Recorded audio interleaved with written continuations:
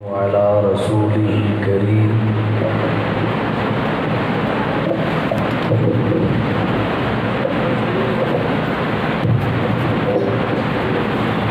أما بعد فأعوذ بالله من الشيطان الرجيم بسم الله الرحمن الرحيم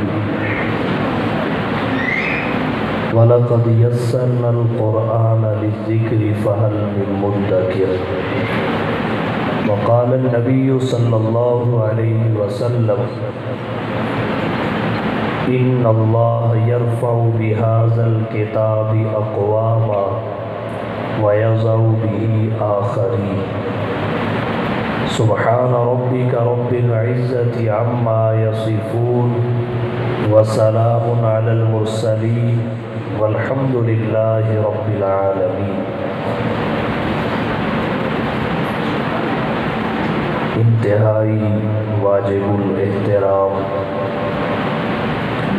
قابل سر تکریم و تعظیم معزز علماء کرام، طلباء اعظام، عزیز بھائیوں، دوستوں، بزرگوں، جامعہ مسجد سیدنا محمد الرسول اللہ صلی اللہ علیہ وسلم میں برادر عزیز، خطیب اسلام، پیکر اخلاص حضرت مولانا محمد ابراہیم حنفی صاحب مدظ اللہ العالی کے حکم پر حاضری کا شرف پا رہا ہوں۔ اس سے پہلے بھی غالباً ایک دفعہ میری حاضری ہوئی ہے، اس وقت اس ادارہ اور مسجد کی ابتدا تھی۔ آج حاضر ہوا، خوبصورت شکل و صورت میں اس مسجد کو دیکھ کر، اور اس سے بھی زیادہ طلباء کرام پر مولانا محمد ابراہیم صاحب اور ان کی اہلیہ کی محنت اور طلباء سے شفقت دیکھ کر دلی دعائیں نکل رہی ہیں۔ اللہ تعالیٰ مولانا اور ان کے گھر والوں کی محنت کو شرف قبولیت عطا فرمائے۔ اور یہ بچے جو ہمارے سامنے تشریف لائے، اللہ نے انہیں صلاحیتوں سے نوازا ہے، یہ ان کی استعداد کا اظہار ہے۔ میں مولانا سے درخواست کروں گا ان پہ اس سے بھی زیادہ توجہ دی جائے، ملک و ملت کا سرمایہ ہے، اور یہ چھانٹے جا چکے ہیں، یہ چنے جا چکے ہیں، ان پہ محنت کر کے انہیں مزید قابل فخر بنایا جائے۔ اور آپ احباب سے بھی سر دست درخواست کروں گا، اللہ تعالیٰ نے کام بانٹے ہوئے، تقسیم کیے ہوئے، مولانا یہی کر سکتے ہیں کہ ان پھولوں کو مزید خوشبودار بنائیں، ان کو نکھاریں، یہ کام مولانا کر سکتے ہیں۔ اللہ نے ان کے ذمے یہ کام لگایا ہے، ان کی ضروریات کو پورا کرنے کے لیے اللہ نے آپ جیسے مخیرین کو وسیلہ اور ذریعہ بنایا ہے۔ یہ اپنے حصے کا کام کریں، آپ اپنے حصے کا کام کریں، انشاءاللہ العزیز یہ کامیابی کا سفر دن بدن ترقی کرے گا۔ اللہ تعالیٰ نے جیسے انہیں قبول فرمایا ہے، ان کے معاونین کو اللہ اس سے بڑھ کے قبول فرمائے، تاکہ یہ ادارہ، یہ مسجد اور یہ تعلیم کا سفر مزید وسعت اور برکت کا اظہار کرے۔ عنوان فہم قرآن ہے۔ سر دست یہ عرض کرنا چاہوں گا، شیخ المحدثین والمفسرین حضرت مولانا صوفی عبدالحمید خان صاحب سوات رحمہ اللہ کی ضخیم تفسیر معالم العرفان فی دروس القرآن کی جلد ثالث میں حضرت امام جعفر صادق رحمہ اللہ کا ایک قول ہے۔ فرماتے ہیں اللہ کی سب نعمتوں میں بڑی نعمتیں دو ہیں، ایک قرآن کی نعمت ہے اور دوسری وجود مصطفیٰ یعنی صاحب قرآن کی نعمت ہے۔ سب سے بڑی نعمتیں دو، نمبر ایک قرآن، نمبر دو صاحب قرآن۔ رہی یہ بات یہ سب سے بڑی کیوں ہے، وجہ یہ ہے اللہ تعالیٰ نے قیامت تک کے ہدایت کو انہی دو سے باندھ دیا ہے۔ قرآن کے نازل ہو جانے کے بعد ہدایت کا تعلق کسی کتاب سے نہیں رہا، فقط قرآن سے ہے۔ صاحب قرآن کے تشریف لے آنے کے بعد ہدایت فقط آپ کی اتباع سے ملے گی، کسی اور کی پیروی سے نہیں مل سکتی۔ ایمان سب کتابوں پہ ضروری ہے، سب نبیوں رسولوں پہ ضروری ہے، لیکن اتباع اور اطاعت پیروی فقط قرآن اور صاحب قرآن کی ضروری ہے۔ اس کے علاوہ ہدایت کا کوئی راستہ نہیں ہے۔ جب ہدایت انہی دونوں سے وابستہ ہے، انہی دونوں کے ساتھ مختص اور مخصوص ہے، تو یہ اللہ کی سب سے بڑی نعمتیں ہوں گی اور عام نعمتوں جیسی نہیں ہوں۔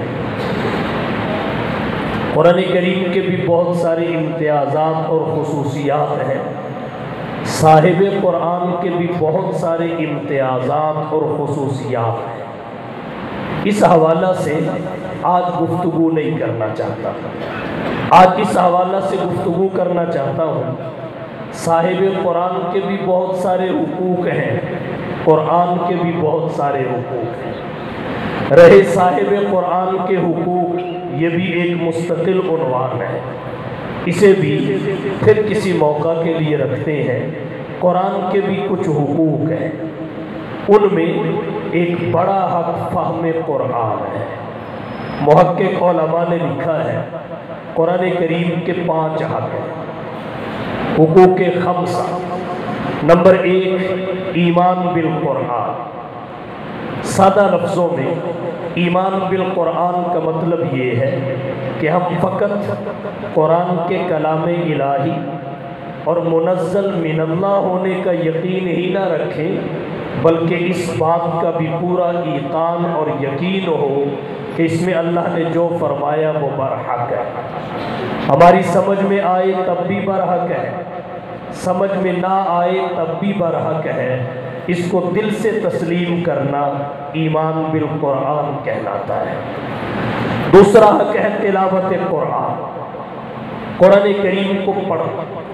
قرآن کی تلاوت کا فائدہ ایمان کے بعد ہوتا ہے، کیونکہ تلاوت قرآن ایک عمل ہے، عبادت ہے۔ اعمال اور عبادات کی قبولیت کی پہلی شرط ایمان ہے۔ وَمَن يَعْمَلْ مِنَ الصَّالِحَاتِ وَهُوَ مُؤْمِنٌ فَلَا كُفْرَانَ لِسَعْيِهِ۔ حالت ایمان میں کیے ہوئے عمل کی قدردانی ہے، حالت کفر میں کیے ہوئے عمل صالح کی کوئی قدردانی نہیں۔ اللہ تعالیٰ اپنے قانون انصاف پر حرف آنے سے قانون انصاف کو بچانے کے لیے غیر مسلم کے اچھے کاموں کی، غیر مسلموں کے رفاہی کاموں کی جزا، بدلہ کسی نہ کسی صورت میں دنیا میں دے دیتے ہیں۔ اولاد کی کثرت کی صورت میں، دولت اور شہرت کی کثرت کی صورت میں، منصب کی کثرت کی صورت میں، آخرت میں ان اعمال خیر اور رفاہی امور کی وجہ سے ذرہ برابر نفع بھی نہیں ہوتا۔ آخرت میں نفع اسی شخص کے اعمال دیں گے جہاں اعمال کے ساتھ ایمان کی معیت شامل ہو۔ وَمَن يَعْمَلْ مِنَ الصَّالِحَاتِ وَهُوَ مُؤْمِنٌ فَلَا كُفْرَانَ لِسَانِهِ۔ تلاوت قرآن بھی ایک عمل اور عبادت ہے، اس کا نفع بھی اسی کو ہوگا جس کے سینے میں ایمان ہو، پھر زبان پر قرآن ہو۔ تو پہلا حق ہے ایمان بالقرآن، دوسرا ہے تلاوت قرآن۔ ایک بات یہاں عرض کرتا چلوں، ہمارے آج کے زمانے میں قرآن کریم کی تلاوت کا ذوق بڑا انعام رہ گیا، الا ماشاء اللہ۔ آج کا نوجوان روح کی غذا موسیقی کو قرار دینے لگا ہے، جبکہ روح کی غذا موسیقی کبھی نہیں ہو سکتی۔ روح امر ربی ہے، اوپر سے آیا ہے، اس کی غذا بھی وہی سے آئے اور وہی سے وہی آتی ہے، موسیقی نہیں آتی۔ روح کی غذا اللہ کا قرآن ہے، اللہ کا قرآن ہے۔ ہمارے آج کے دور میں قرآن کریم کی تلاوت کم سے کم ہوتی جا رہی ہے، کم سے کم۔ ہمیں چند لمحوں کے لیے اسلاف اور اکابر کا تلاوت قرآن کا ذوق دیکھنا چاہیے تاکہ ہمارا یہ ذوق زندہ رہے، اس میں کمی نہ آنے پائے۔ حضرت علی رضی اللہ تعالی عنہ کے بارے میں ان کی سوانے کی کتابوں میں لکھا ہے، انہوں نے ایک دن میں 8 مرتبہ قرآن ختم کیا، ایک دن میں 8 مرتبہ۔ 4 شخصیات کے نام تاریخ کے اوراق کی جبینوں پہ محفوظ ہیں، جو ایک رکعت میں پورا قرآن پڑھ لیا کرتی تھی، اور ان کے لیے یہ مشقت کا باعث نہیں ہوتا تھا، ان کی طبیعت جبلت اور عادت بن چکا۔ ان میں 2 صحابہ ہیں، 2 تابعین ہیں۔ صحابہ میں ایک نام حضرت تمیم داری رضی اللہ تعالی عنہ کا ہے، اور دوسرا نام ناشر قرآن حضرت عثمان بن عفان رضی اللہ تعالی عنہ کا ہے۔ اور تابعین میں ایک نام سیدنا سعید بن جبیر کا ہے، اور دوسرا نام سید الفقہا، امام الائمہ، سراج الامہ، تلمیذ الصحابہ، امام سواد اعظم حضرت امام اعظم ابو حنیفہ رحمت اللہ علیہ کا ہے۔ ایک رکعت میں پورا قرآن پڑھ لیا کرتے تھے، اور امام صاحب رحمت اللہ علیہ کی سوانے کی کتب میں یہاں تک لکھا ہے، فقط رمضان کے مہینہ میں امام ابو حنیفہ 61 مرتبہ قرآن ختم کیا کرتے تھے۔ ترتیب اس کی یہ ہوتی تھی، ایک قرآن روزانہ دن کو پڑھتے تھے، ایک قرآن روزانہ رات کو نوافل میں پڑھتے تھے، 30 قرآن دن کے 30 قرآن رات کے، دونوں کو ملایا تو 60 کا عدد حاصل ہوا۔ اور ایک قرآن وہ ہوتا تھا جو پورے مہینہ میں نماز تراویح میں پڑھا کرتے تھے، ادھر عید کا چاند نظر آتا تھا، ادھر ابو حنیفہ کے 61 قرآن مکمل ہو جاتا۔ یہ ذوق تھا تلاوت قرآن کا۔ آج ہم اپنی حالت دیکھیں کہ ہمارے ذوق میں کس حد تک کمزوری اور ذوق آ چکے ہیں۔ قرآن کریم کی تلاوت کو معمولات زندگی میں شامل کیا جائے، سال میں 2 مرتبہ قرآن کریم کو ختم کرنا، یہ قرآن اور اس کی تلاوت کا حق ہے۔ اس سے زائد جتنا پڑھا جائے وہ بلندی درجات کا باعث ہے۔ تو سال میں 2 مرتبہ قرآن کریم کو ختم کرنا ضروری ہے۔ تلاوت قرآن معمولات زندگی میں شامل ہونی چاہیے۔ اگر ہماری زندگی کے معمولات میں فجر کے بعد کی واک شامل ہو سکتی ہے، اگر ہمارے معمولات زندگی میں کلب جا کر جم جا کر ورزش کرنا شامل ہو سکتا ہے، اگر ہمارے معمولات زندگی میں عصر کے بعد فیملی اور بچوں کے ساتھ بیٹھ کر چائے پینا، گپ شپ کرنا شامل ہو سکتا ہے، اگر ہمارے معمولات زندگی میں عشاء کے بعد دوستوں کی بیٹھک شامل ہو سکتی ہے، تو 2 رکوع کی تلاوت شامل کیوں نہیں ہو سکتی؟ یہ کتنا وزنی کام ہے۔ قرآن کریم کی تلاوت کو معمول بنانا چاہیے، یہ اللہ کا کلام ہے، اللہ کے قریب کرتا ہے۔ اسے سمجھ کر پڑھو تب بھی اللہ کے قریب کرے گا، بن سمجھے پڑھو تب بھی اللہ کے قریب کرے گا۔ ہمارا آج کا تجدد پسند طبقہ غلط کہتا ہے کہ قرآن سمجھ کر پڑھا جائے تو اجر ملتا ہے، بن سمجھے پڑھا جائے تو اجر نہیں ملتا۔ یہ بھی در حقیقت مسلمان اور قرآن کے درمیان بہت اور دوری فاصلے پیدا کرنے کے لیے ایک چال ہے کہ 70 سال کے بزرگ کو اگر 70 سال کی عمر میں اہمیت سمجھ آئی کہ قرآن پڑھنا چاہیے، اس کی تلاوت کرنی چاہیے، اب تک غافل رہے، تبلیغی بزرگوں کو اللہ جزائے خیر دے، اپنا جان، اپنا مال، اپنا وقت، سب کچھ اپنا خرچ کر کے اپنے اور لوگوں کی اصلاح کی فکر کے لیے نکلے تو 75 سال کی عمر میں بابا جی کو سمجھ آئی کہ یہ تو پڑھنے کی چیز ہے۔ پڑھنے کی طرف قدم بڑھائے، آگے ایک متجدد مل گیا، وہ کہنے لگا سمجھ کے پڑھو تو اجر ملتا ہے، بن سمجھے پڑھو تو اجر نہیں ملتا۔ اب بتائیے جب بابا جی کے ذہن میں یہ بات آئے گی کہ بن سمجھے پڑھنے کا اجر نہیں اور سمجھنے کی اس وقت میرے اندر استعداد نہیں، اب کہاں میں صرف اور نحو کے علوم اور فنون پڑھتا پھروں، پڑھے بھی تو ذہن میں نہیں بیٹھتے، جذب کی قوت کمزور پڑ جاتی ہے، مقناطیسی قوت دماغ اور ذہن کی ذوق کا شکار ہو جاتی ہے۔ جب وہ دیکھے گا اب مجھے گردانیں یاد نہیں ہوتی، سیغوں کی پہچان نہیں ہوتی، اس بات نفی کا پتہ نہیں چلتا، اسم فعل اور حرف کی پہچان نہیں ہوتی، یہ ساری کی ساری چیزیں اب پیچھے رہ گئی، میں آگے نکل گیا۔ اور قرآن پڑھنے کا فائدہ تب ہے جب سمجھ کے پڑھا جائے۔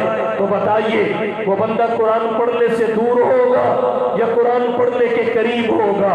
یہ ایک چال ہے کہ مسلمان کو قرآن کو مسلمان سے دور کر دیا جائے تاکہ اللہ کی مدد اور نصرت، باران رحمت جو ان پہ برستی ہے وہ موقوف ہو جائے۔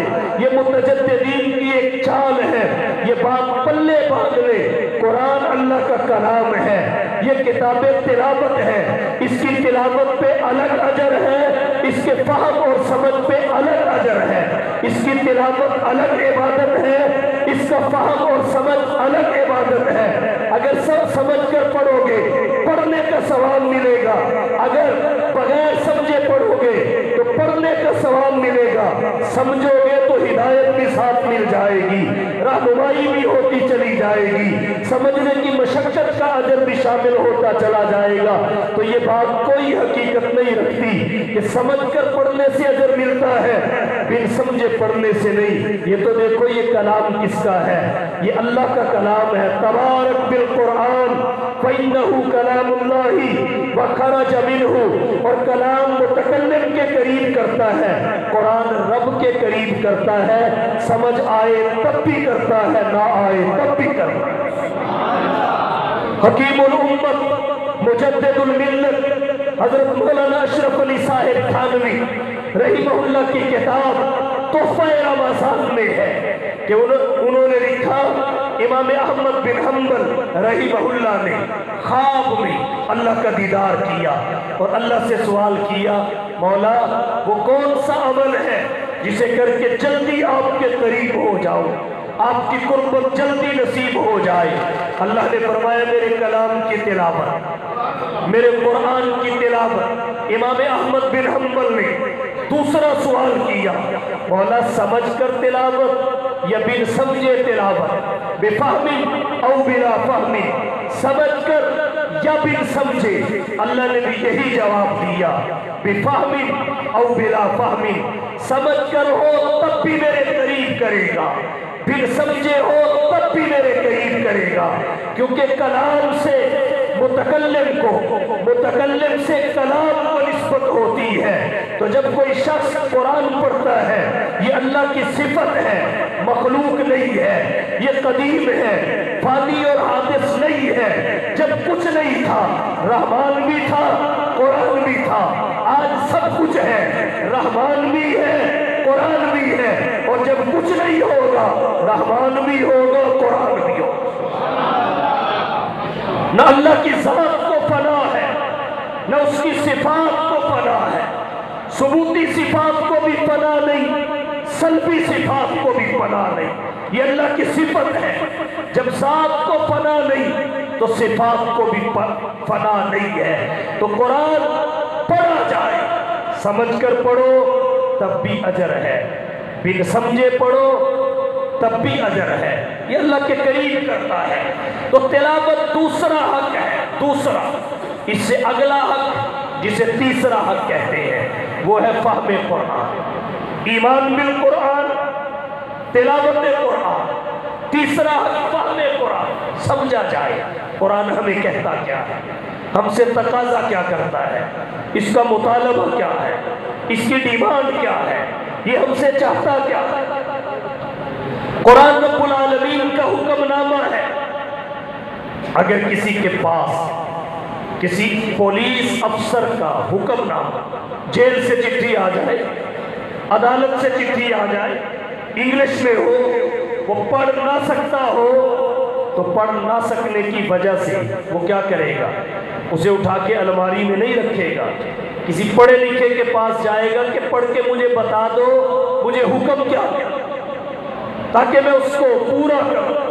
कहीं ऐसा ना हो कि नासमझी की वजह से परसों अदालत में झगड़ा खड़ा हूं, मैं तो नहीं समझ सकता, आप पढ़े लिखे हैं, आप समझा दीजिए इसमें कहाँ क्या गया है, मुतालबा क्या है, तकाजा क्या है, डिमांड क्या है, आप बता दीजिए। आप पढ़े लिखे हैं, मैं पढ़ा हुआ नहीं, या तो बंदा खुद पढ़ा हुआ हो, पढ़ ले, पूरा कर दे, या फिर किसी पढ़े लिखे के पास चला जाए, पढ़वा ले, सुन ले, अमल कर। जब किसी अफसर का खत आता है, हमारा यही तर्ज होता है, तो कुरान किस ज़ात का हुक्मनामा है, अफसर क्या हैसियत रखते हैं। ये तो बादशाहों के बादशाह का हुक्म है, शहनशाहों के शहनशाह का हुक्म है, हाकिमों के हाकिम का हुक्म है, अहकमुल हाकिमीन का।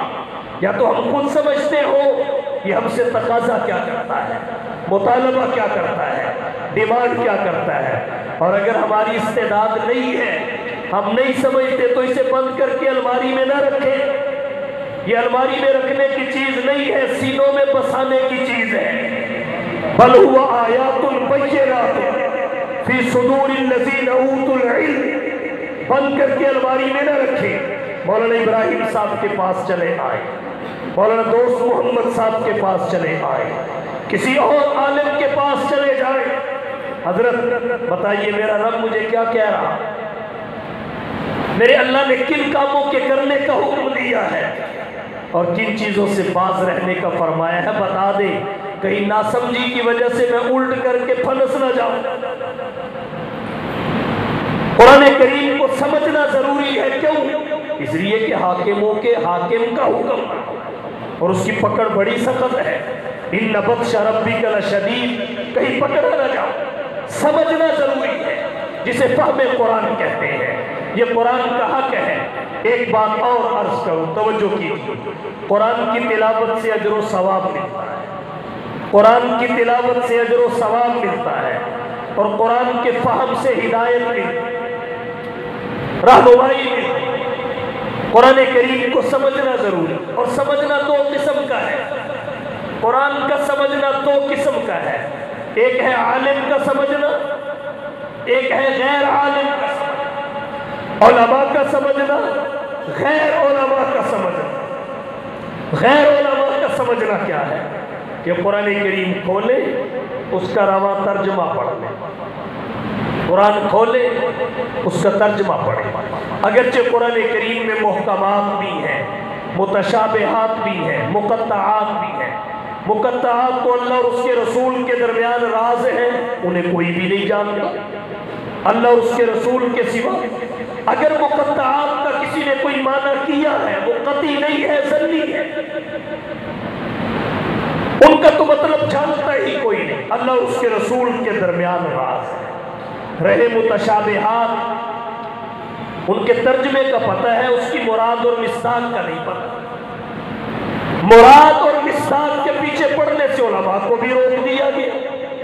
फ़अम्मल लज़ीना फ़ी क़ुलूबिहिम ज़ैग़ुन फ़यत्तबिऊना मा तशाबह मिन्हु इब्तिग़ाअल फ़ितना। وابتغاء تأویل وما یعلم تأویلہ الا اللہ، اللہ جانتا ہے۔ والراسخون فی العلم، احناف کے نزدیک یہاں سے نئی بات شروع ہو رہی ہے۔ والراسخون فی العلم یقولون آمنا بہ، مضبوط علم والے علماء بھی کہتے ہیں ہم ایمان لاتے ہیں، اس کی جو بھی مراد، اس کا جو بھی مصداق ہو، تفصیل ہمارے علم میں نہیں، نہ ہمیں اس میں پڑھنے کا حکم دیا گیا، اور اگر ہم چل بھی پڑھیں تو معلوم کر سکتے نہیں۔ جسے اللہ چھپا دے اسے کون سامنے لا سکتا ہے، اور جسے اللہ سامنے لے آئے اسے کون چھپا سکتا ہے۔ اگرچہ قرآن میں مقطعات بھی ہیں، متشابہات بھی ہیں، مقطعات میں تو کسی کا حصہ نہیں، نہ معنی میں نہ مراد میں، دونوں غیر معلوم۔ متشابہات کا معنی علماء کو معلوم ہے، مراد سے علماء کو بھی روک دیا گیا۔ پیچھے رہ گئی محکمات، وہ آیات جن کا ترجمہ بھی معلوم، معنی بھی معلوم، اس کی مراد کیا ہے، مصداق کیا ہے، وہ بھی معلوم۔ اب اس میں عوام آئیں، قرآن کا ترجمہ پڑھیں۔ قرآن کریم کا طرز استدلال انتہائی سادہ اور فطری ہے، دلائل عقل اور حکمت کے عین مطابق ہے۔ مثالیں دے دے کر بات سمجھائی گئی ہے، مثالیں دے دے کر بات سمجھائی گئی ہے۔ جیسے بچے کو جب پڑھانے کا آغاز کرتے ہیں، تصویریں دکھا دکھا کر الفاظ کی پہچان کرا، الف انار، ساتھ اس کی تصویر چھپی ہوگی، تو انار کی تصویر سے انار کی پہچان اور انار سے الف کی پہچان۔ بالکل اسی طرح اللہ نے بھی تصویروں سے پہچان کروائی۔ آسمان کا ذکر کیا، زمین کا ذکر کیا، آسمانوں کا ذکر کیا، پہاڑوں کا ذکر کیا، ندی نالوں کا ذکر کیا، آبشاروں کا ذکر کیا، پروردگار نے درختوں کا ذکر کیا، انسانوں کا ذکر کیا، حیوانوں کا ذکر کیا۔ تصویریں دکھا کر، تصویریں بنانے والے نے اپنی پہچان کرائی، تصویریں دکھا کر مصور نے اپنی پہچان کرائی ہے۔ تو عوام کا سمجھنا یہ ہے، ترجمہ پڑھے، طرز استدلال انتہائی سادہ اور فطری، دلائل عقل اور حکمت کے عین مطابق ہو ہی نہیں سکتا کہ رواں ترجمہ پڑھا جائے نصیحت حاصل نہ ہو، عبرت نہ ہو، موعظت نہ ہو، ترغیب اور تشویق کا پہلو اجاگر نہ ہو ہی نہیں سکتا۔ یہ تو ہے عوام کا سمجھنا۔ تو فہم قرآن عوام کے لیے بھی ضروری ہے، ان کے فہم کا دائرہ یہ، ان کے فہم کا دائرہ یہ ہے۔ اور ایک ہے علماء کا فہم قرآن، علماء کا قرآن سمجھنا۔ وہ کیا ہے کہ قرآن کریم کے الفاظ کے معانی کے گہرے سمندر میں غوطہ لگائیں، معانی کے گہرے سمندر میں غوطہ لگائیں، صرفی تحقیق، نحوی تحقیق، احکام کی علتیں، پھر استنباط اور استخراج، نتائج، یہ ہے علماء کا قرآن کو سمجھنا۔ تو جب عوام اپنے دائرے سے نکل کر علماء کے دائرے میں داخل ہونا چاہے گی اور علماء والا پروٹوکول بغیر تحصیل علم کے تقاضے پورے کیے لینا چاہے گی تو پھر گمراہی کا دروازہ۔ لکل فن رجال، تو عوام کے لیے سمجھنا بھی ضروری ہے، قرآن کا فہم اور سمجھنا علماء کے لیے بھی ضروری ہے۔ عوام کے فہم کا دائرہ اور ہے، علماء کے فہم کا دائرہ اور ہے۔ عوام کو اپنے دائرے میں رہ کر فہم قرآن کا فریضہ ادا کرتے وقت علماء سے بے نیاز نہیں ہونا چاہیے۔ اپنے دائرے میں رہ کر فہم قرآن کا فریضہ ادا کرتے وقت علماء اور تفسیر کا علم رکھنے والے ماہرین سے بے نیاز نہیں ہونا چاہیے۔ ہمارے آج کے زمانے میں یہ بڑا مرض ہے، بڑی غلط فہمی ہے۔ لوگ سمجھتے ہیں مجھے عربی آتی ہے، مجھے عربی آتی ہے، عربی گرامر میں نے پڑھی ہوئی ہے، لٹریچر پر عبور ہے، تو اب براہ راست قرآن کے الفاظ کا جو معنی کی جو مراد اور مصداق میں سمجھوں گا وہی صحیح ہوگی۔ تو یہ کہاں لکھا ہے؟ جو یہ سمجھے گا حقیقت میں بھی وہی ہو۔ آج کل متجددین لوگوں کی گمراہی میں کوئی کسر نہیں چھوڑی، کر رہے ہیں گمراہی۔ کیا ضرورت ہے علماء کے پاس جانے کی؟ کیا ضرورت ہے مدارس میں جانے کی؟ کیا ضرورت ہے دینی حلقوں میں جڑنے کی؟ آپ کے گھر میں اللہ کی کتاب ہے اور سب کچھ اللہ کی کتاب میں ہے، تو تجھے جانے کی کیا ضرورت ہے؟ یہ ایسے ہی سمجھے جیسے کوئی شخص یہ کہے دیکھیں بھائی ہر مرض کی دوائی میڈیکل سٹور میں ہے اور میڈیکل سٹور میرے پاس ہے، تو مجھے کسی میڈیکل سپیشلسٹ کے پاس جانے کی کیا ضرورت ہے؟ مجھے کسی سرجن کے پاس جانے کی کیا ضرورت ہے؟ ہر مرض کی دوائی میڈیکل سٹور میں، میڈیکل سٹور میرے پاس، تو مجھے جانے کی ضرورت نہیں ہے۔ خود ہی کبھی یہ کھا لی، کبھی یہ کھا لی، کبھی یہ کھا لی، خود ہی کھانے لگ جائے، بھلے کبھی فائدہ بھی ہو جائے لیکن زیادہ تر نقصان کا اندیشہ ہے۔ صحت آنے کی بجائے صحت کے جانے کے کبھی امکانات ہیں۔ تو بالکل ایسے ہی ہے، ایک بندہ کہے جی دیکھو ہر مسئلے کا حل قرآن میں ہے، چلو حدیث بھی ساتھ میں لا لو۔ بعض کہتے ہیں ہر مسئلے کا حل قرآن و حدیث میں ہے اور وہ میری الماری میں ہے، میرے گھر میں ہے، تو مجھے کسی عالم اور فقیہ کے پاس جانے کی کیا ضرورت ہے؟ مجھے کسی عالم اور فقیہ کے پاس جانے کی کیا ضرورت ہے؟ سب سے پہلی بات تو یہ سمجھے ہر مسئلے کا حل قرآن و حدیث میں، ہر مسئلے کا حل شریعت میں، اور شریعت فقط قرآن و حدیث کا نام نہیں ہے، شریعت نام 4 چیزوں کا ہے، جن میں پہلے نمبر پہ قرآن ہے، دوسرے نمبر پہ سنت اور حدیث ہے، تیسرے نمبر پر امت کا اجماع ہے، چوتھے نمبر پہ قیاس شرعی۔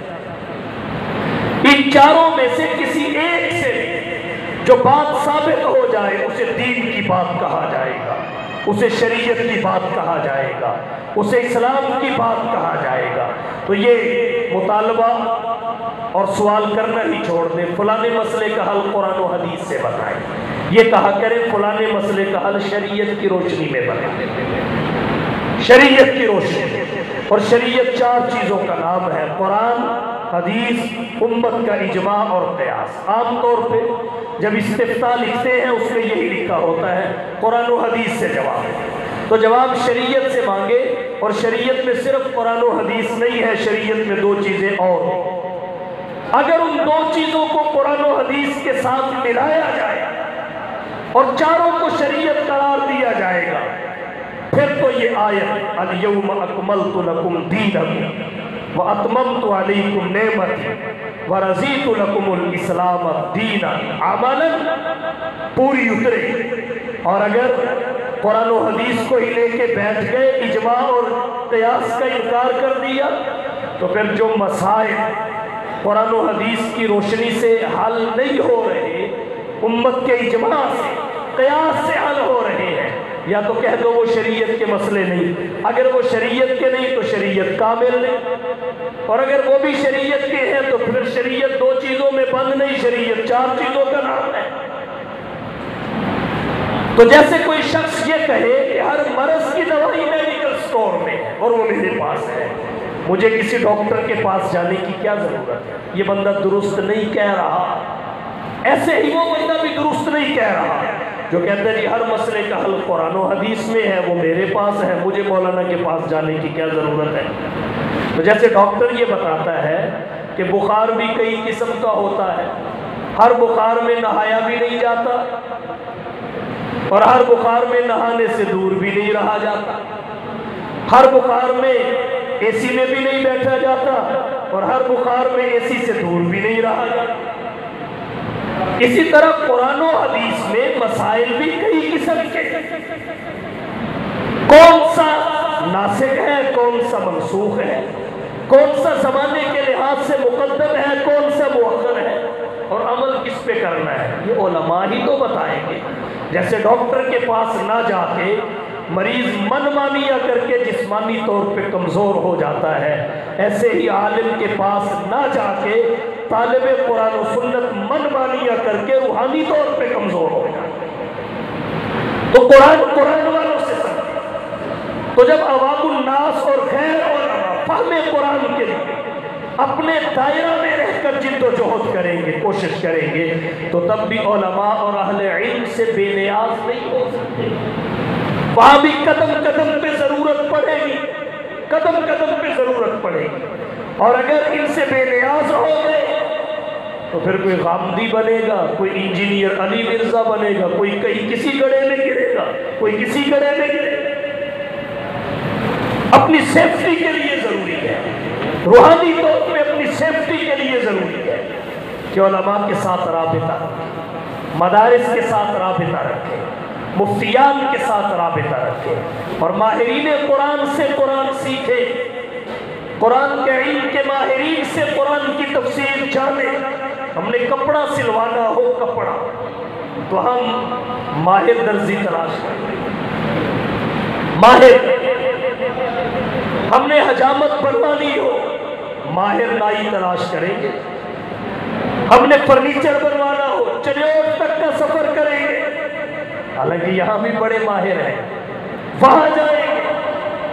کپڑا سینا یہ تو ماہر سے سیکھتے ہیں، کھانا بنانا ماہر سے سیکھتے ہیں، فرنیچر بنانا ماہر سے سیکھتے ہیں، یہ بلڈنگ بنانا ماہر سے سیکھتے ہیں۔ اور جب باری قرآن کی آتی ہے پھر ہم عامر لیاقت کے پیچھے دوڑتے ہیں، بلال قطب کے پیچھے دوڑتے ہیں، پھر ان کے پیچھے دوڑتے ہیں جن کو پتہ ہی نہیں قرآن کے علم کی حقیقت کیا۔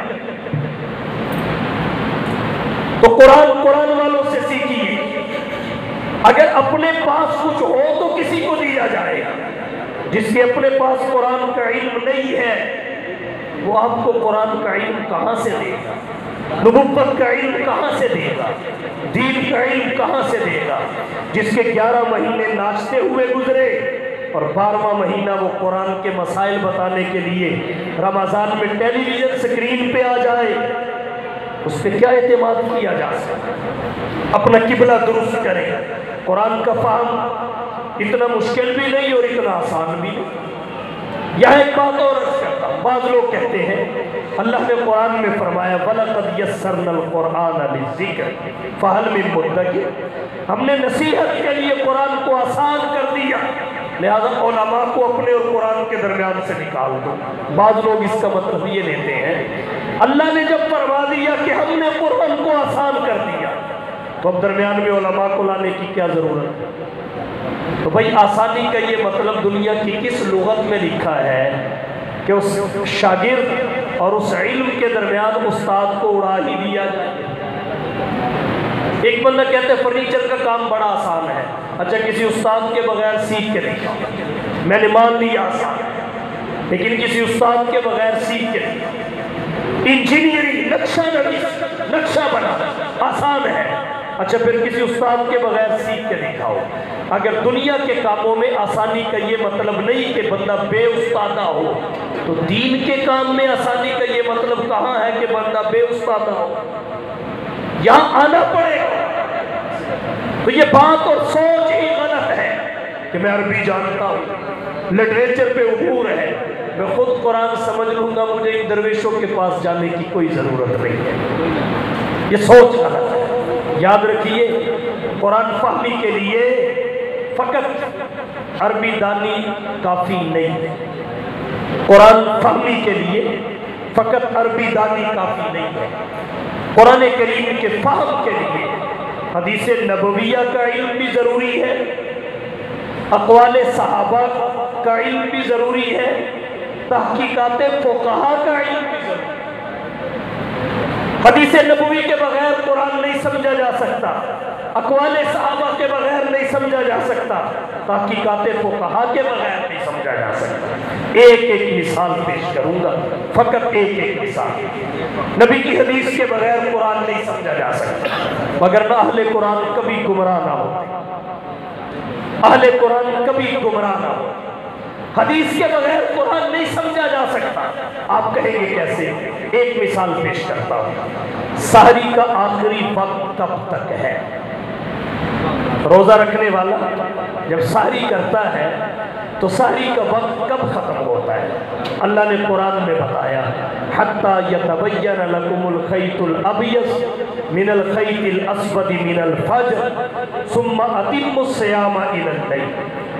اس وقت تک سحری کھا پی سکتے ہو جس وقت تک سفید دھاگا سیاہ دھاگے سے الگ واضح نہیں ہو جاتا، روشن نہیں ہو جاتا۔ اب یہ قرآن ہے۔ حضور کے ایک صحابی ہیں حضرت عدی بن حاتم رضی اللہ تعالی عنہ، یہ آیت اتری، ان تک پہنچی، انہوں نے اس کا ظاہری مطلب سمجھا۔ انہوں نے اپنے سرہانے کے نیچے سوتے وقت 2 دھاگے رکھے، ایک سفید رنگ کا دوسرا سیاہ رنگ کا۔ سحری کے لیے اٹھے، کھانا کھانے لگے، کھا رہے ہیں اور دھاگوں کو دیکھ رہے ہیں، اور یہ دل میں چاہت ہے کہ جب سیاہ اور سفید دھاگے کا فرق الگ الگ نظر آنے لگے گا کھانا چھوڑ دوں، کیونکہ قرآن نے یہی انتہا بتائی حَتَّى يَتَبَيَّنَ لَكُمُ الْخَيْطُ الْأَبْيَضُ مِنَ الْخَيْطِ الْأَسْوَدِ مِنَ الْفَجْرِ۔ اس کے بعد ثُمَّ أَتِمُّوا الصِّيَامَ إِلَى اللَّيْلِ، نیت کرو اور روزے کو رات تک مکمل کرو۔ تو حضرت عدی نے یہ کیا۔ اب حضرت عدی کون ہے؟ عرب شہزادے، حاتم طائی کے بیٹے، جن کی پیدائشی زبان عربی تھی، گرامر کے محتاج نہیں تھے۔ انہوں نے قرآن کریم کو سمجھا جیسے تھا ویسے نہیں سمجھا۔ اللہ کے رسول کو کسی نے بتایا عدی تو ان دھاگوں کا یہ مطلب سمجھ رہے ہیں ظاہری دھاگے۔ حضور صلی اللہ علیہ وسلم نے بلایا، پوچھا، پتہ چلا سرہانے کے نیچے رکھ کے سوتے ہیں۔ آپ نے فرمایا اِذَا لَوِسَادَتُكَ عَرِيضَةٌ یا عدی، عدی تیرا سرہانہ تو بڑا لمبا چوڑا ہے کہ دونوں دھاگے اس کے نیچے آ گئے، سیاہ بھی اور سفید بھی دونوں اس کے نیچے آ گئے۔ ان دھاگوں کا مطلب یہ دھاگے نہیں ہے، سیاہ دھاگے کا مطلب رات کی سیاہی ہے، اور سفید دھاگے کا مطلب طلوع فجر کے بعد جو آسمان کے مشرقی کنارے میں روشنی کی لہر بلند ہوتی ہے، روشنی پھوٹتی ہے، جسے کہتے ہیں پو پھوٹنا۔ سفید دھاگے سے مراد یہ ہے نظر سرہانے کے نیچے کے دھاگوں پہ نہیں، ادھر رکھو۔ جب رات کی سیاہی سے فجر کی روشنی پھوٹے، سفید دھاگا نکلے، تو اس وقت سحری کا وقت ختم ہو جاتا ہے۔ صبح پھر نیت کر لو، اور نیت کے بعد اتم الصیام الی اللیل، روزے کو رات ہونے تک مکمل کرو۔ اب دیکھیے صحابی عربی جاننے والے، ان کی زبان ہے، لیکن قرآن کی آیت کا مصداق نہیں سمجھ سکے جب تک اللہ کے رسول کی وضاحت سامنے نہیں آ گئی۔ تو پتہ چلا اگر اللہ کے رسول کی حدیث اور سنت کو ایک طرف کر دیا جائے تو آدمی عرب میں پیدا ہو کے بھی قرآن نہیں سمجھ سکتا۔ مصداق تک پہنچنا ضروری نہیں، حقیقی مراد کا علم حاصل ہو جانا ضروری نہیں۔ تو فہم قرآن کے لیے پہلی ضرورت حدیث نبوی ہے۔ تو حدیث کا انکار کر کے قرآن نہیں سمجھا جا سکتا۔ اور دوسری ضرورت کیا ہے؟ صحابہ کا تعامل، صحابہ کے اقوال۔ کیوں؟ اس لیے کہ قرآن کریم کی کون سی آیت کس موقع پہ نازل ہوئی، پس منظر کیا ہے، یہ صحابہ کے علاوہ کوئی نہیں جانتا۔ انہوں نے بتایا تو دنیا نہیں جانتی۔ تو جیسے قرآن کے فہم کے لیے نبی کی حدیث کا علم ضروری ہے، ایسے ہی صحابہ کے اقوال اور تعامل بھی ضروری ہے۔ اس کی بھی ایک مثال ذکر کرتا ہوں۔ ایک مثال، حضرت ابوبکر صدیق رضی اللہ تعالیٰ عنہ کے زمانے خلافت میں کسی نے یہ آیت پڑھی، ان کی جو جد و جہد تھی، ان کی جو کاوش تھی، حضرت ابوبکر کی جو خدمات تھی، اور اس وقت کے جو حالات تھے، اس تناظر میں کسی نے یہ آیت پڑھی، یا ایھا الذین آمنوا علیکم انفسکم لا یضرکم من ضل اذا اہتدیتم الی اللہ مرجعکم جمیعا فینبئکم بما کنتم تعملون۔ اب اس آیت کا مطلب کیا بنتا ہے؟ یا ایھا الذین آمنوا، اے اہل ایمان، علیکم انفسکم، تم پر اپنی فکر لازم ہے، تم پہ اپنی فکر لازم ہے، کسی کے پیچھے دوڑنے کی کوئی ضرورت نہیں، اپنی فکر لازم ہے۔ لا یضرکم، اگر دنیا گمراہ ہو گئی تو پھر کیا ہوگا؟ اپنی فکر کر لی، کسی کی نہیں کی، کوئی گمراہ ہو گیا تو پھر کیا ہوگا؟ فرمایا لا یضرکم من ضل اذا اهتدیتم، جب تم ہدایت پہ ہو تو کسی کا گمراہ ہونا تمہیں کوئی ضرر نہیں پہنچائے گا۔ یہ آیت ہے۔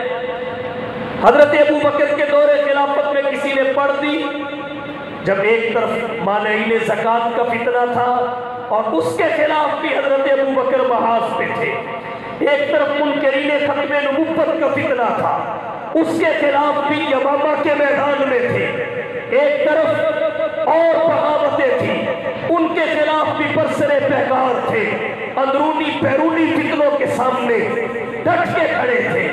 اس موقع پر اگر کوئی یہ آیت پڑھے، آپ کیا کر رہے ہیں؟ قرآن تو کہتا ہے یا ایھا الذین آمنوا علیکم انفسکم لا یضرکم من ضل اذا اهتدیتم، اپنا کام سیدھا رکھو، کوئی جو کرتا ہے کرے، تمہیں اس کا کوئی نقصان نہیں، یہی مطلب ہے۔ جب اس وقت یہ آیت کسی نے پڑھی، اس کا مطلب کیا ہے؟ یہ حضرت ابو بکر کی ساری محنت اور جد و جہد محل نظر ہے۔ امر بالمعروف اور نہی عن المنکر کا نظام کل عدم ہو جاتا۔ اگر حضرت ابو بکر کی وضاحت نہ آتی، اس موقع پر اس آیت کے پڑھنے کا یہ مطلب تھا، جب حضرت ابو بکر کو پتہ چلا فوراً کھڑے ہوئے اور لوگوں میں واضح کیا، سنو یہ آیت آج کے وقت کے لیے نہیں ہے، یہ آیت آج کے وقت کے لیے نہیں ہے، یہ اس وقت کے لیے ہے جب قرب قیامت کا زمانہ ہوگا، فتنوں کی کثرت ہوگی۔ مشکات میں روایت آتی ہے، بندہ صبح کو مومن ہوگا، شام کو کافر ہوگا، شام کو مومن ہوگا، صبح کو کافر ہوگا، صبح کو مسجد میں ہوگا، شام کو وہاں پہ ہوگا، فتنوں کی اتنی کثرت ہو، اس وقت ایک گھڑی ایسی آئے کہ واعظ اثر نہیں کرے گا، نصیحت اثر نہیں کرے گی۔ جب واعظ و نصیحت اپنی تاثیر کھو دے گی، دعوت و تبلیغ اپنی تاثیر ظاہری کھو دے گی، باطنی نہیں، تاثیر ظاہری، لوگوں میں کوئی تبدیلی نہیں آئے گی، اپنا ایمان بچانا مشکل ہو جائے گا، تو اس وقت کے لیے اللہ نے کہا، آج کے لیے نہیں، کہ جب اپنا ایمان بچانا مشکل ہو جائے۔ یا ایھا الذین آمنوا، اے اہل ایمان، علیکم انفسکم، اپنی فکر کرو۔ اور لوگ اپنا ایمان بچانے کے لیے اس زمانے میں بکریوں کے ریوڑ لے کر پہاڑوں کی چوٹیوں پہ چلے گئے، اپنا فکر کرو۔ لا یضرکم من ضل اذا اهتدیتم، کسی کی گمراہی تمہیں نقصان نہیں پہنچائے۔ تو حضرت ابو بکر نے فرمایا بھائی یہ آج کے لیے نہیں، آج منکرین زکوٰۃ کے خلاف ڈٹنا پڑے، آج منکرین ختم نبوت کے خلاف اٹھنا پڑے، آج لشکر اسامہ کو روانہ کرنا پڑے، آج کے فتنوں کا مقابلہ کرنا پڑے گا، آج کے لیے نہیں ہے۔ تو حضرت ابو بکر کا یہ قول اور وضاحت اگر نہ آتی تو بتائیے قرآن کریم کی اس آیت کا مطلب اور مفہوم ہمارے ہاں کیا ہو؟ حضرت ابو بکر کی اس وضاحت کو الگ کر کے بتائیے آپ قرآن کی اس آیت سے کیا، اس کا صحیح مصداق تبھی سمجھ آئے گا جب صحابی کا یہ قول ساتھ لگے۔ تو قرآن کریم کے فہم کے لیے نبی کی سنت، صحابہ کے اقوال اور تعامل بھی ضروری ہے۔ اور یہ کیوں ضروری ہے یہ بھی عرض کرتا چلو، توجہ۔ اللہ کا قرآن اصل الاصول ہے اور نبی کی سنت یہ قرآنی تعلیمات کا جز ہے، نبی کی سنت یہ قرآنی تعلیمات کا جز ہے۔ آپ کہیں گے کیسے؟ اللہ نے سورۃ الحشر میں فرمایا ما آتاکم الرسول فخذوہ وما نہاکم عنہ فانتہوا، جو تمہیں رسول دے لے لو، جس سے روکے رک جاؤ۔ اب اللہ کے رسول نے جو دیا اپنے قول کے ذریعے یا عمل کے ذریعے، اور صحابہ نے اس پہ عمل کر کے یہ بھی بتا دیا کہ یہ نبوت کے ساتھ مخصوص نہیں ہے، پوری امت کے لیے آپ فخذوا، اس کو لے لو، وما نہاکم عنہ، جس سے منع کیا فانتہوا، اس سے باز آ جاؤ۔ جب یہ اللہ کے قرآن کا حکم ہے تو اب نبی کا دیا ہوا، نبی کا قول، نبی کا فعل، نبی کی حدیث، نبی کی سنت، نبی کی شریعت، یہ قرآنی تعلیمات کا حصہ ہے۔ اور رہے صحابہ کے اقوال، وہ نبی کی تعلیمات کا جز ہے۔ آپ کہیں گے کیسے؟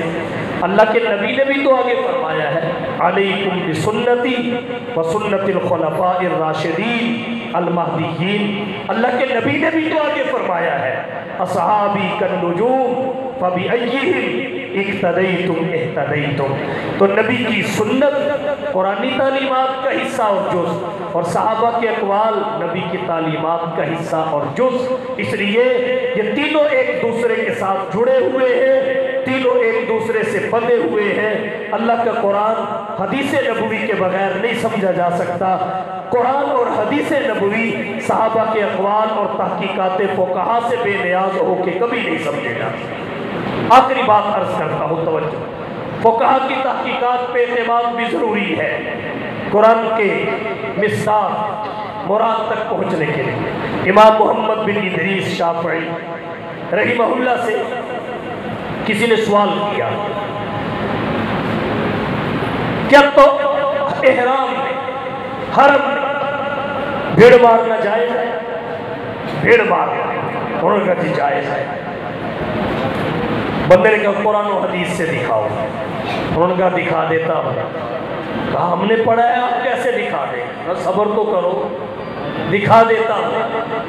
اللہ نے قرآن میں کیا کہا؟ ما آتاکم الرسول فخذوہ وما نہاکم عنہ فانتہوا، جو رسول دے لے لو۔ رسول نے دیا علیکم بسنتی وسنت الخلفاء الراشدین المہدی۔ قرآن نے کہا جو رسول دے لے لو، اور رسول نے کیا دیا؟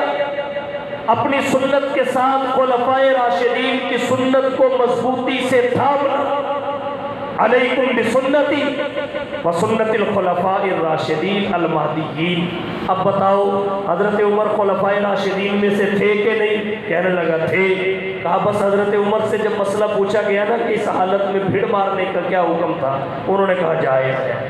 تو حضرت عمر نے فرمایا بھیڑ مارنا جائز، وہ خلیفہ راشد ہے، اور خلیفہ راشد کی اتباع کا حکم نبی نے دیا، تو اس کی اتباع یہ سنت کی اتباع ہے، اور سنت کی اتباع کا حکم قرآن نے دیا، سنت کی اتباع قرآن کی اتباع ہے۔ تو صحابی اور خلیفہ راشد کا قول یہ نبوی تعلیمات کا حصہ، نبوی تعلیمات قرآنی تعلیمات کا حصہ، اور یہ جوڑ پیدا کرنا فقہا کا خاصہ ہے۔ اس لیے اگر فقہ نہ ہو، تحقیقات فقہا سے بندہ بے نیاز ہو جائے تو ترتیب اور سیٹنگ سے محروم ہو جاتا ہے۔ جب یہ محرومی آ جائے تو استدلال اور استنباط سے بہت دور نکل جاتا ہے۔ اس لیے قرآن کریم محض عربی کے بل بوتے پہ نہ سمجھے، عربی کے بل اگر عربی کافی ہوتی، عربی کافی ہوتی، عرب عربی تھے، سمجھ لیتے۔ اللہ کے نبی کی تعلیمات کے بارے میں اللہ یہ کبھی نہ کہتے اما بنعمت ربی کا فحدث۔ اللہ تعالی ہم سب کو صحیح طریقے سے قرآن کا فہم نصیب فرمائے، اور پھر فہم کس لیے ہے؟ عمل کے لیے۔ یہ چوتھا حل ہے، جو سمجھا ہے اس پہ عمل بھی کرے۔ عمل سے زندگی بنتی ہے، جنت بھی جہنم بھی۔ یہ خاکی اپنی فطرت میں نہ نوری ہے نہ ناری ہے۔ علم مقصود نہیں ہے، عمل مقصود ہے۔ اگر علم پر عمل نہ ہو تو وہ معلومات کہلاتی ہیں، اخبار اور اطلاعات کہلاتی ہیں چیزیں۔ مفتی اعظم پاکستان حضرت مفتی محمد شفیع رحمۃ اللہ علیہ علم اور معلومات میں فرق بیان کرتے ہوئے لکھتے ہیں علم وہ نور ہے جس کے آ جانے کے بعد اس پر عمل کیے بغیر چین نہ آئے۔ معلومات وہ اخبار اور اطلاعات ہیں جو بندے کے ذہن اور دماغ میں ہو مگر حیات اور عمل میں نہ ہو۔ عمل یہ چوتھا حق ہے قرآن کا، تبلیغ پانچواں حق ہے قرآن کا۔ بھائی جس پہ عمل کر رہے ہیں قرآن کی تعلیم سمجھ کے، ظاہر ہے وہ اپنانے کی چیز ہے، اس میں فائدہ ہے، تو پھر فائدہ بندہ اکیلا نہ اٹھائے، باقیوں کو بھی اکیلا نہ اٹھائے، باقیوں کو بھی شریک کرے، اور باقیوں کو شریک کرنے کی جد و جہد کو تبلیغ کہتے ہیں۔ یہ تبلیغ قرآن کا پانچواں حق ہے۔ اگر ہم نے قرآن کے یہ حقوق ادا کر دیے تو کل قرآن بھی ہمارا سفارشی صاحب قرآن، اور یہی سب سے بڑی دو نعمتیں ہیں، ایک قرآن اور دوسری وجود مصطفیٰ یعنی صاحب قرآن۔ تو جس کے حق میں ان دو کی گواہی آ گئی، سبتے ہی خیر، جنت اس کی میراث ہوگی نا، یرثون الفردوس ہم فیہا خالدون، ہمیشہ اس میں رہے گا۔ ان الذین آمنوا وعملوا الصالحات کانت لہم جنات الفردوس نزلا خالدین فیہا لا یبغون عنہا حولا۔ اور اگر ان میں سے کوئی ایک بھی مقابلے میں کھڑا ہو گیا، ایک لمحے کے لیے سوچئے پھر ہماری جگہ کہاں، پھر ہماری جگہ کہاں؟ تو آج وقت ہے ہم قرآن کے حقوق پہچانیں اور ان کی ادائیگی کی فکر بھی ہمیں دامنگیر ہو، ادا بھی کریں، تاکہ کل قرآن بھی ہمارا سفارشی ہو، صاحب قرآن بھی ہمارے سفارشی ہو۔ اس لیے صاحب قرآن کے حقوق سمجھنا اور ادا کرنا بھی ضروری ہے، قرآن کے حقوق سمجھنا اور ادا کرنا بھی ضروری ہے۔ یہی ہے وہ کتاب حق جسے قرآن کہتے ہیں، یہی ہے وہ کتاب حق جسے قرآن کہتے ہیں، جسے فرقان کہتے ہیں، جسے برہان کہتے ہیں۔ یہی ہے وہ کہ جس کا منتظر سارا زمانہ تھا، رسولوں کی زباں پر جس کا نغمہ تھا، ترانہ تھا۔ تعارف یہ کراتی ہے خدا بند تعالیٰ کا، رسولوں کا، قیامت کا، حبیب حق تعالیٰ کا۔ نہ کچھ تحریف کا خطرہ، نہ خدشہ کچھ خیانت کا، خدائے پاک خود ضامن ہے اس کی حفاظت کا۔ اسی نے بھید کھولا ہے نبوت کا، خلافت کا، اسی نے راز بتلایا ہے قوموں کی امامت کا۔ وآخر دعوانا ان الحمدللہ۔